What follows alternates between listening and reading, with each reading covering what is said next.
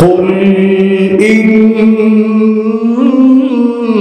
الموت الذي تفرون منه فإنه ملاقيكم ثم تردون إلى عالم الغيب والشهادة فينبئكم بما كنتم تعملون.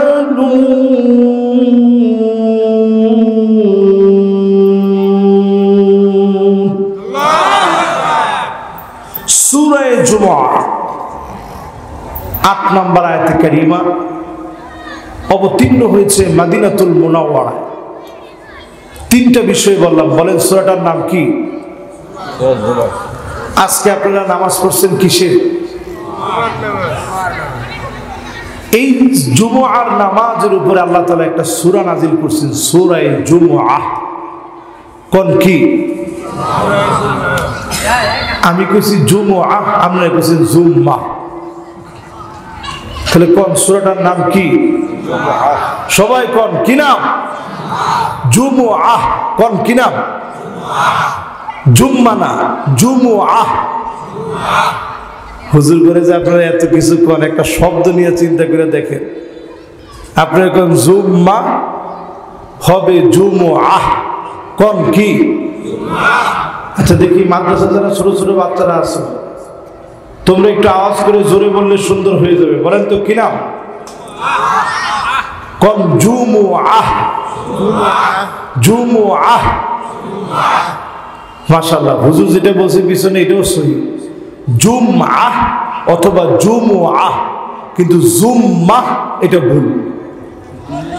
তাহলে কোন সূরাটার নাম কি?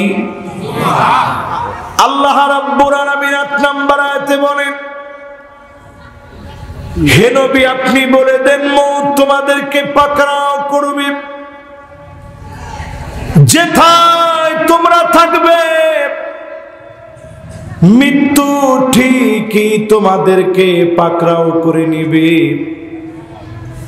মালিকের সাক্ষাৎ হয়ে যাবে, আল্লাহর কাছে জবাব দেওয়া লাগবে। যেই কাজগুলা দুনিয়ায় করেছিলেন গোপনে গোপনে, যার সামনে দাঁড়ায়া জবাব দেওয়া লাগবে তিনি কে? সহিহ বুখারীর বর্ণনা আসছে, আল্লাহ যাকে বলবেন পর জবাব দে, মান্নু কিসা হালাক, তার ধ্বংস হওয়া ছাড়া উপায় থাকবে না, জবাব দেওয়া লাগবে। যাকে আল্লাহ বলবেন জবাব দে পর, এক কদম জবাব দিয়ে যেতে পারবেন না। আল্লাহর সামনে সেদিন জবাব দেওয়া লাগবে। মিলউল আরদি যাহাবাও ওয়ালা ইফতাদা বিহি, সারা জমিন পরিমাণ, পুরা দুনিয়া জোড়া, পুরা পৃথিবী পরিমাণ স্বর্ণ যদি সেদিন মালিকের সামনে দিয়ে দেন, এক মুহূর্তের হিসাব থেকে যিনি রেহাই দিবেন না তিনি কে? যেদিন চক্ষু বন্ধ হয়ে যাবে, মানুষ ৯টা আফসোস করবে। জোরে বলেন কয়টা? সবাই মনে হয় বলে নাই। সবাই বলেন তো কয়টা? ৯টা আফসোস আজকে আপনাদেরকে শোনাবো। দুনিয়ার জীবনে যদি আফসোস গুলা করতেন তাহলে কাজে লাগতো। ১ নাম্বার আফসোস করবেন, ইয়া লাইতানি কুনতু তুরাবা,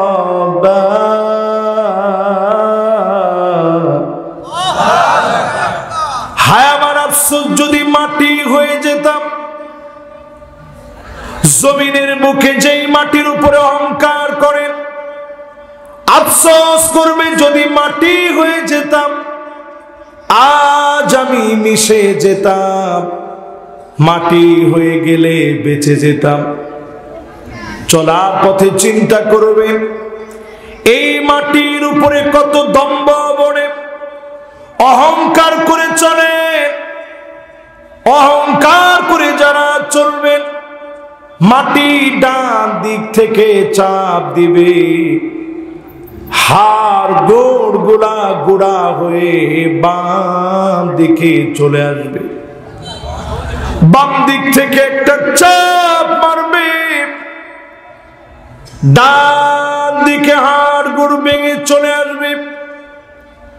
নবীজি বলেন কবরের ভিতরের দৃশ্য একদিন যদি তোমারে দেখানো যেত, আল্লাহ তাদাফানু, দাফন কাফন সব ভুলে যেতে, সব আমরা ভুলে যেতাম, খাওয়া দাওয়া রান্না বাড়া সংসার জীবন সব ভুলে যেতেন।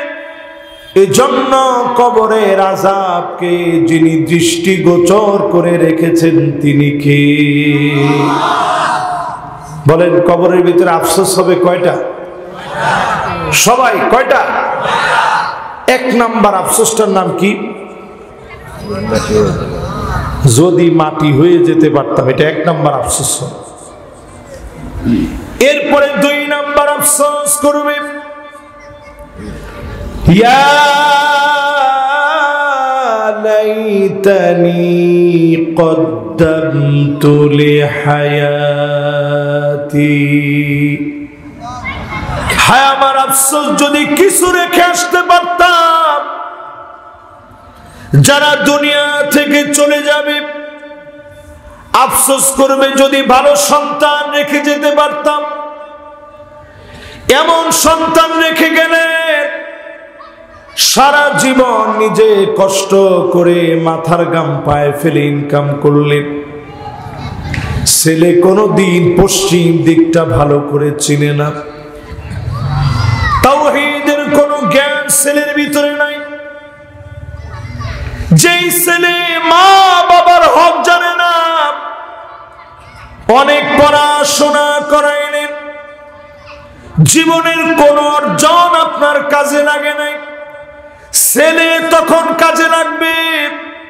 ছেলে যদি হেদায়েতের উপরে চলে সম্পদ কাজে লাগবে, সম্পদ যদি হেদায়েতের সহিত লাভ করেন এই সম্পদ গুলাকে যিনি নাজাতের ওসিলা বানায় দিবেন তিনি কে?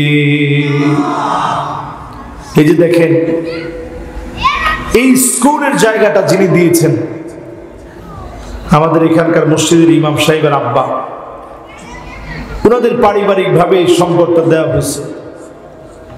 ছেলেদের মধ্যে একজন তিনি খিদমত করতেছেন, এই যে মা বাবার জন্য দোয়া করতেছেন, ওয়ালাদুন সালেহ ইয়াদউ লাহু, নেককার সন্তান দোয়া করলে কাজে লাগবে, ইলমুন ইউনতাফাউ বিহি, ভালো জ্ঞান রেখে গেলে কাজে লাগবে, সাদাকাতুন জারিয়া, ভালো ভালো কর্ম রেখে গেলে কবরের ভিতরে যিনি সওয়াব পাঠায় দিবেন